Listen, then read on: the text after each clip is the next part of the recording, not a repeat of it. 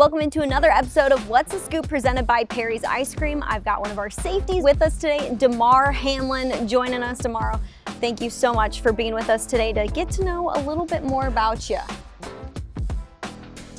You have been a full-time starter this season with multiple interceptions. What's allowed you to play at such a high level this year? Just trusting the process, you know what I mean? Taking it one day at a time, doing what I need to do that day to get the best results in the future. Playing free, not limiting myself, and then just wanting to perform the best for my teammates. How fun is it to play free out there?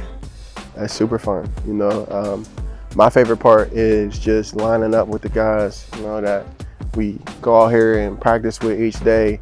Lining up with them on those Sundays is like very special. And you want to play well for them, you want to play well for your family, you want to play well for your coaches, you want to play well for the fans, Bills Mafia. You've got a new safety tandem this year in you and Taylor Rapp. Why do you guys fit so well together? We both work hard.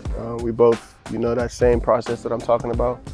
We both are in our own, and we're in it deeply. And I think we're both a little bit kind of like crazy in our own ways. Me and Rapp, we're different. What makes him him, he sticks to it, and what makes me, I stick to it. Crazy in your own ways. How are you crazy on the field? Man, not even just on the field. I just think I'm a unique person in my own way. I spent a lot of time to myself when I was growing up and in my own thoughts. So, I just got my own process of processing things, that I think make me unique. And, Rapp does things his own way as well. So, it's just some personal things. What was the feeling of getting your first interception this season?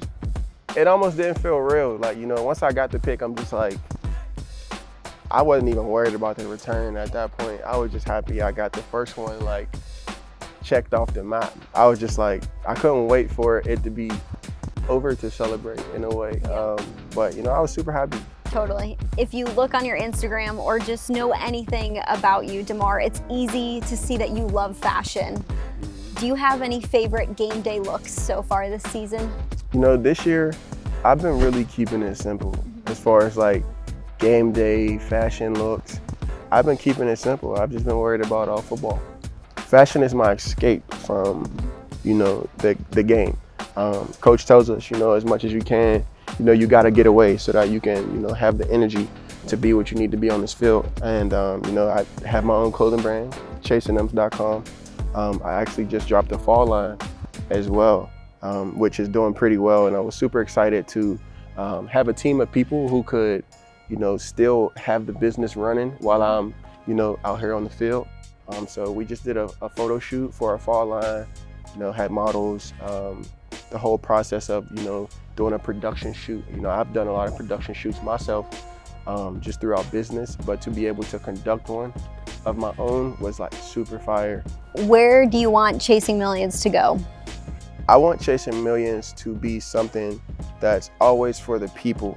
I think it's something relatable for anyone who's on their process and has their journey of, having a dream and doing whatever is necessary to chase it and make it happen, to be able to provide for your family. That's honestly how the journey of Chasing M's, Chasing Millions started for me. I'm going to do whatever it takes to follow my dream, make it to the NFL so that I can take care of my family. Speaking of the Chasing M's Foundation, what have you done with that this season? What's in the works with the Chasing M's Foundation? So many things. Right now, I think we're up to a total of $700,000 in AEDs that we've given away to youth groups and schools and different Little League organizations. I'm having my toy drive in a few weeks. I just had a turkey drive in Buffalo where I got to interact with the community, give out some turkey, just kind of give that family feel to people. That's amazing. This off season, you went to Paris for Fashion Week. What was the best part about getting to experience all of that? I enjoyed the fashion 1,001%. Like I said, I got to see people with the biggest clothing brands, Amiri, Dolce & Gabbana, so many big brands put on, runway shows. And I have big visions for my brand as well. So it's good to see, that's inspiration to me. Getting to see people operate at the highest level and then getting to, you know, take it back and create my own. People were so nice. People were so generous. So it was good to see culturally different people operate, and I enjoyed it, and I took a lot from it. How would you describe your style, your fashion when you decide to dress up? What does that look like? You gotta be free. The same way that I take the field and you want success, man, that's the same mindset that I have with clothing. Like, you gotta be free. You gotta know what you like. You gotta know yourself. Just like on the field, you gotta know yourself before you know anything else. Know your weaknesses, know your strengths. But fashion, man, you gotta know yourself, know what you like, and then trust what you like, and also just try different stuff. What's on the pregame playlist right now?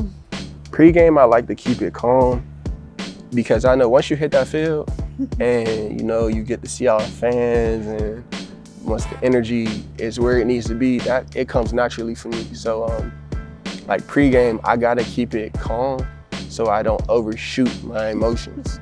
So I listen to a lot of like slow music. I listen to a lot of Dej Loaf, Rod Wave, Scarlo, one of my good friends, some young artists in my city, B-Dog, IBT Selly. Do you have any pregame rituals? I used to be super superstitious until I read Kobe's book. What he does is he listens to his body. Like, however he shows up on game day, whatever he feels that his body needs, that's what he does. And I'm like, I feel like that's way more efficient. Few fun questions. What's one food item or meal that you won't ever get tired of? My mom's lasagna. Like, my mom has always made the best lasagna forever. My dad came up, my mom and my dad, my brother, came up for Thanksgiving, and my dad's macaroni, like, unmatched. What's one food that you can't stand? Coleslaw. Coleslaw? Yeah, it's top of my head, coleslaw. I'll never eat it. Oh, okay, you went over to Paris this off season. You've traveled to a bunch of places. What's the weirdest food you've ever eaten, Damar? The weirdest food I ever tried was octopus, and it was not for me. Not for you. I couldn't, like, you know, some foods I could just like get the animal like out of my head to eat, but yeah, octopus, I couldn't do it. What was one of your favorite cartoons growing up? Timmy Turner, The Boondocks, Jimmy Neutron a little bit. I like Nas Declassified. I watched iCarly a little bit. What's one TV show or movie that you're watching or have loved watching recently? A TV show that like I can watch any day of the week, Martin. Yep. Like I can watch Martin all day long. What's Damar's biggest pet peeve? Disloyalty. Last question, since this is sponsored by our good friends at Perry's Ice Cream. When you got a bowl of ice cream, who are you sharing it with? My little brother. Love it. That's the only person Keep I'll it in the share family. with. Yeah. Damar, thanks for joining us for another episode of What's the Scoop presented by Perry's Ice Cream.